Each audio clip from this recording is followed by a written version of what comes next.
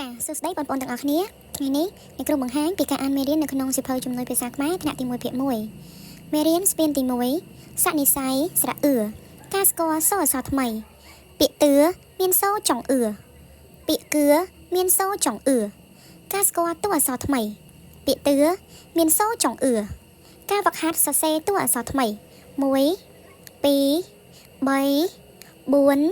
5 6 7 8 9 10ស្រៈអឿស្រៈអឿស្រៈអឿស្រៈអឿការអានព្យាង្គនៅក្នុងតារាងទី1ជួរឈរកអឿគឿខអឿខឿចអឿជឿឆអឿឈឿការអានព្យាង្គនៅក្នុងតារាងទី2ជួរដេកក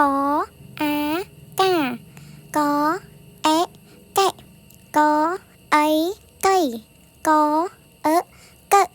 កអឺកកអូកកអូកោកអ៊ូគួកអាកើកអឿគឺការភ្ជាប់តួអក្សរទៅនឹងរូបភាពស្រៈអូអស់ភ្ជាប់ទៅនឹងរូបភាពបូស្រៈអើអស់ភ្ជាប់ទៅនឹងរូបភាពហើស្រៈអឿអស់ភ្ជាប់ទៅនឹងរូបភាពតឿការអានអត្ថបទខ្លីគឿសរសេរគឿសរសេរកាគឿ